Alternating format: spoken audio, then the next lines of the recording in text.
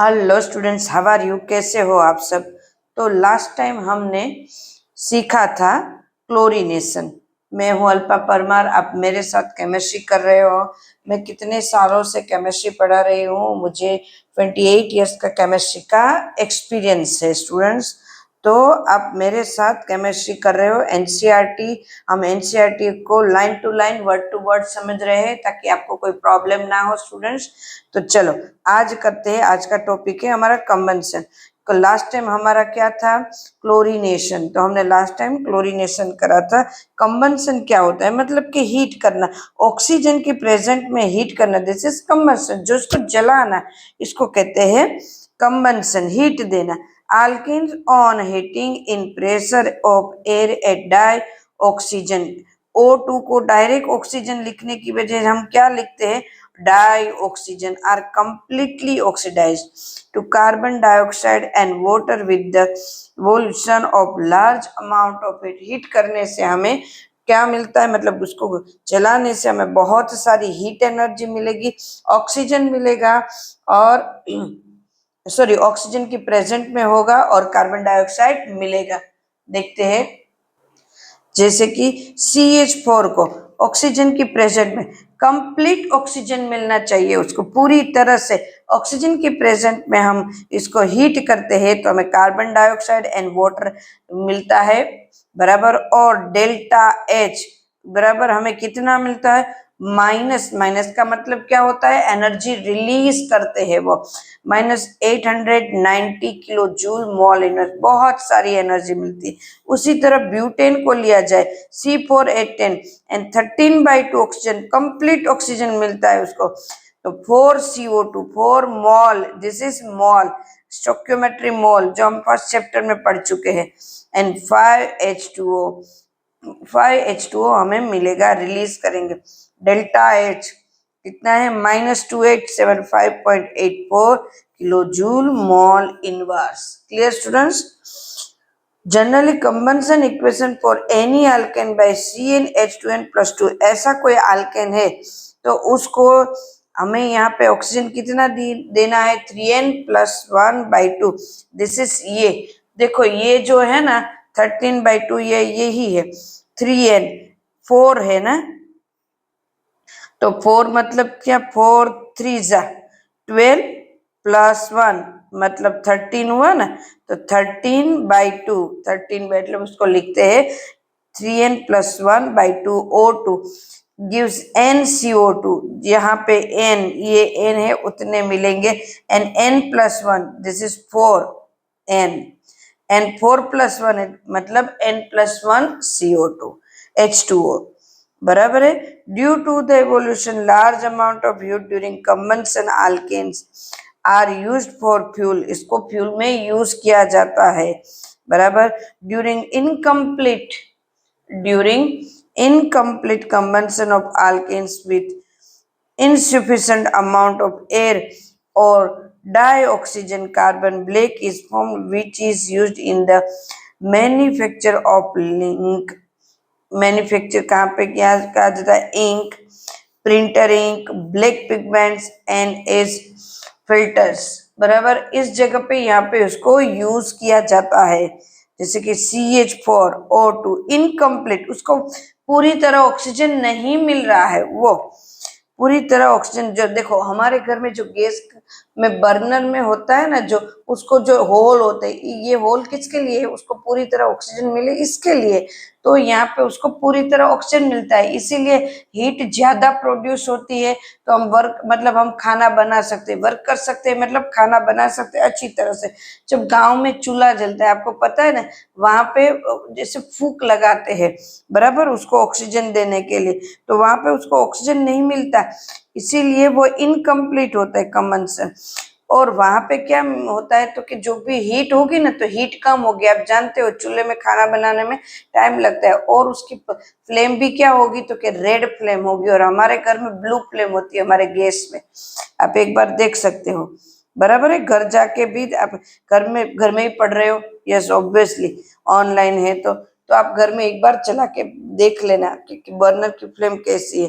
तो वहां पे क्या होगा, CO2 नहीं होगा, कार्बन मिलेगा, हमारे बर्तन है वो ब्लैक ब्लैक हो जाते हैं। ये NH2O वाटर एक्सड्यूस करेगा। हाँ, ये होता है। तो दिस इज क्या होगा, ये हमने सीखा कंबंशन। क्या सीखा हमने, कंबंशन पूरी तरह से। दिस कंट्रोल्ड ऑक्सीजन, ऑक्सीजन देना है बस, हम उसके ऊपर कंट्रोल रखें तो हमें ये नहीं मिलेगा, हमें प्रोडक्ट अलग मिलेगी। कंट्रोल ऑक्सीजन लेते हैं कि हमें इतने मोल ही ऑक्सीजन देना है, उससे ज्यादा नहीं देना है।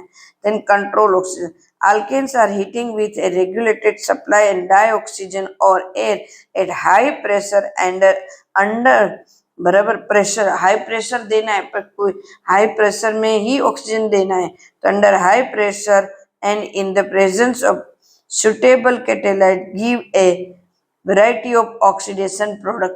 अलग अलग टाइप की ऑक्सीडेशन प्रोडक्ट मिलेगी हमें, अलग अलग टाइप की प्रोडक्ट ऑक्सीडेशन प्रोडक्ट मिले।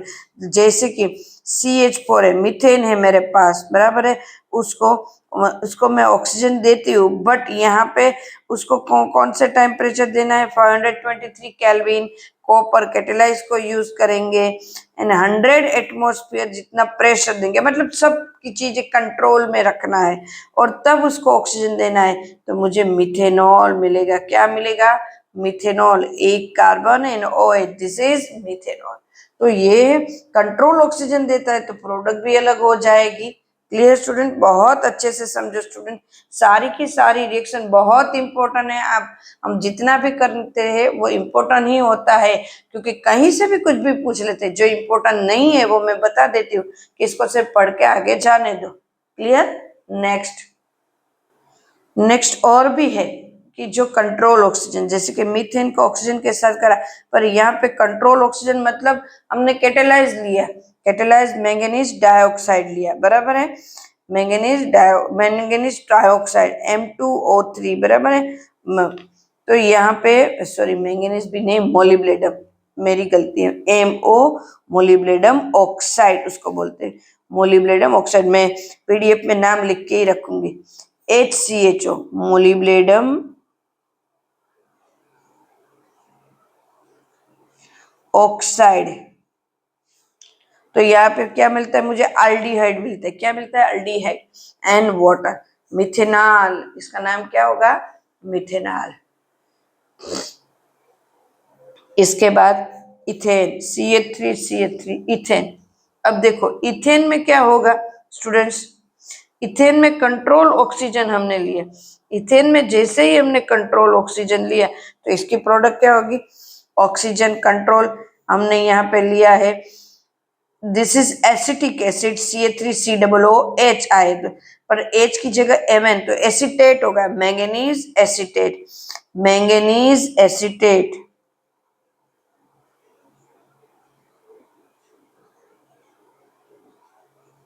This is manganese acetate. उसकी प्रेजेंट में हम उसको हीट करते हैं तो यहाँ पे मिलता है इथेनोइक एसिड। क्या मिलता है, इथेनोइक एसिड एंड वाटर। एकदम clear student, ethanoic acid and water.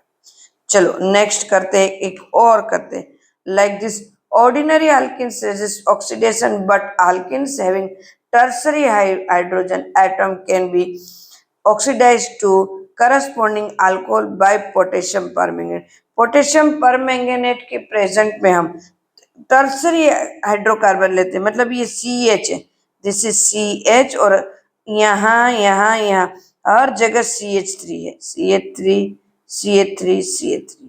Clear. तो इसकी KMnO4 के प्रेजेंट में जब उसको हीट करते हैं, बराबर, ऑक्सीडेशन होगा, ऑक्सीजन देते हैं, दिस इज ऑक्सीडेशन होगा, तो हमें क्या मिलता है, 2 मिथाइल प्रोपेन 2। तो यहाँ पे हमें क्या मिलेगा, CH3 COH, H की जगह क्या हो गया, OH, यहाँ पे CH3। तो ये होगा 2 मिथाइल, दो ये प्रोपेन, 1 2 3 कार्बन, 1 2 3 कार्बन, 2 के ऊपर 2 के ऊपर मिथाइल, एक 2 के ऊपर OH, इसीलिए बोलते हैं इसको क्या कहते हैं, 2 मिथाइल प्रोपेनॉल, 1 2 3 प्रोपेनॉल।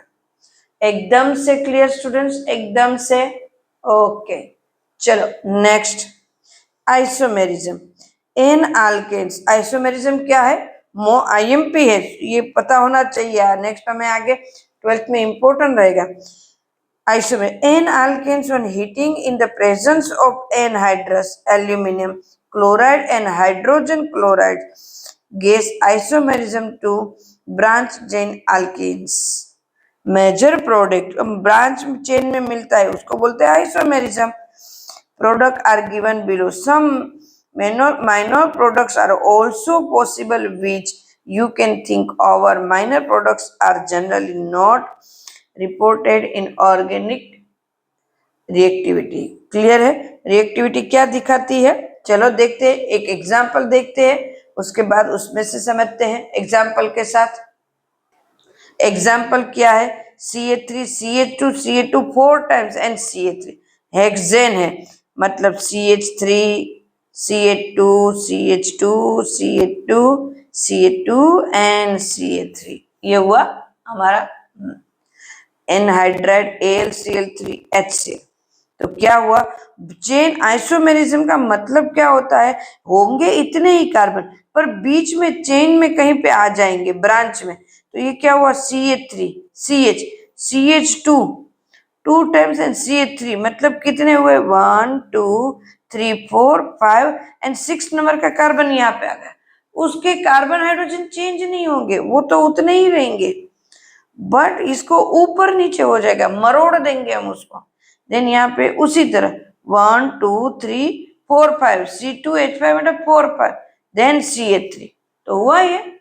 तो ये मरोड़ दिया हमने, इसकी जगह यहाँ पे ले लिया, तो ये प्रोडक्ट मिला हमें जे कि उसको मरोड़ा हुआ, ये हुआ 2 मिथाइल पेंटेन, और ये इसकी जगह यहाँ की जगह यहाँ पे दिस इज 3 मिथाइल पेंटेन, तो ये हमें 2 मिथाइल 3 मिथाइल पेंटेन मिला। एकदम से क्लियर स्टूडेंट्स? इसको इजी आप कर सकते हो, बहुत इजी है, बराबर है इसको। चलो आज का लास्ट टॉपिक ऑलमोस्ट लेते हैं, फिर आपको समझ में ना आए तो फिर आप बोलोगे मैम इतना सारा एक साथ करवा देते हो आप, हमें समझ में तो आना चाहिए ना। हो सके तो लास्ट ले लेती हूँ बस। चलो, एरोमेटाइजेशन। एरोमेटाइजेशन मतलब क्या? हमने आल्केन आल्किन कुछ भी लिया, उसको हीट किया और वो एरोमेटिक बन गया, मतलब वो चेन में बन गया। हमने लॉन्ग चेन ली थी और बन गया एरोमेटिक, राउंड में बन गया। N alkenes having, n alkenes मतलब कितने भी ले लो, having 6 or more carbon on heating to 773 Kelvin at 10 to 20 atmospheric pressure, इतना प्रेशर इतना देना, टेम्परेचर हाई देना है। ऑक्सीजन, वेनेडियम, देखो वेनेडियम, मोलिब्डेनम, ये तो क्रोमियम, ये जो 3 कैटेलाइज है उनकी प्रेजेंट में करना है। सपोर्ट ओवर एल्यूमिनियम गेट डिहाइड्रोजिनेटेड, उसको क्या कहते हैं? हाइड्रोजन वहां से दूर करना है तो उसको कहेंगे dehydrogenated. And cyclist benzene and its homogeneous, its reaction known as aromatization, cyclic form में हमें मिलेगा। 6 है तो 6 के टाइप के देखो 1 2 3 4 5 6, हमने ये लॉन्ग चेन को मैंने इस तरह से लिखा है, chromium oxide, vanadium pentoxide, manganese oxide, ऐसे कोई भी हम यहाँ पे कैटेलाइज लेंगे, टेम्परेचर में रहे 773 केल्विन 10 to 20 एटमॉस्फेरिक, और मुझे मिला क्या? ये यहाँ से चेन ऐसे जुड़ गया, मतलब इस तरह से हो गए, यहाँ से हाइड्रोजन गया, यहाँ से हाइड्रोजन गया, तो यहाँ मुझे हाइड्रोजन मिला, तो यहाँ H2 लिखते, तो इसको कैसे लिखेंगे? CH2 CH2 CH2 CH2 CH2 and then CH2, तो उसको लिखते ऐसे है, ये तो ऐसे लिखते, पर होता ये है कंप्लीट एकदम से। Toluene is methyl derivatives of benzene, which alkyne do you suggest for preparation of toluene? Toluene की प्रिपरेशन आप में क्या सजेस्ट करोगे? टोल्यूइन किस तरह से बनाओगे? चलो अब सोच के बताओ, नहीं तो मैं सोच के आप लिख के रखना। मैं यहाँ पे आपको टोल्यूइन की यहाँ पे एरोमेटाइजेशन के लिए आपको एक स्ट्रक्चर देती हूँ, वो आपको करना है। ओके, तो टोल्यूइन एरोमेटाइजेशन मतलब 7, यहाँ पे मैंने 6 लिए है, उसकी जगह हम 7 लेंगे। 7 लेंगे तो मुझे प्रोडक्ट क्या मिलेगा, प्रोडक्ट क्या मिलेगा, ये 1 2 3 इस तरह से, और ऊपर CH3, तो मुझे प्रोडक्ट ये मिलेगा ये। और यहाँ पे 6 कार्बन है, उसकी जगह क्या लेंगे, 7, मतलब CH3 CH2, यहाँ पे 5 टाइम्स एंड देन CH3, बराबर है। तो ये एरोमेटाइजेशन की वजह से इस तरह से बनेगा। This is toluene. जो हमारे क्वेश्चन दिया हुआ है तो हमने कर दिया, टोल्यूइन की प्रोडक्ट ये मिलेगी। एकदम से क्लियर स्टूडेंट्स, एकदम से यस क्लियर, कोई डाउट नहीं है, बस हमें तो सिर्फ करना ही है। डाउट क्या होंगे इसमें, मैम ने इतनी अच्छी तरह से तो समझाया, तो डाउट तो होने ही नहीं चाहिए स्टूडेंट्स, हमारे पास डाउट है ही नहीं। Okay, next students, next reaction आ रही है रिएक्शन विद स्टीम। स्टूडेंट्स वो हम नेक्स्ट टाइम करेंगे, ये रिएक्शन कोई और टॉपिक ये सब हम नेक्स्ट टाइम करें, क्योंकि बहुत सारे टॉपिक फिर चले जाए, मिक्स हो जाएंगे हमारे पास। वो पायरोलिसिस ये अच्छी रिएक्शन है, तो इसको हम नेक्स्ट में लेते हैं। तब तक के लिए आप मैंने आपको जितना करवाया वो आप अच्छे से कर लीजिए, मेरा वीडियो देख लीजिए, चैनल को लाइक करें, सब्सक्राइब करें, ताकि मेरे वीडियो एवरी टाइम आपको मिलते रहे, जैसे ही मैं अपलोड करूं मिलते रहे। एक दिन 12th का होता है, एक दिन 11th का मेरा लेक्चर होता है ऑनलाइन, तो आप करिए। अगर आपको ऐसा लगेगा कि नहीं हमारा लेक्चर रोज होना चाहिए, तो मैं एवरीडे अपलोड करूंगी आपके लिए स्टूडेंट्स। तब चलो बाय, टेक केयर, और इससे हम आगे नेक्स्ट वीडियो में करेंगे। Okay bye.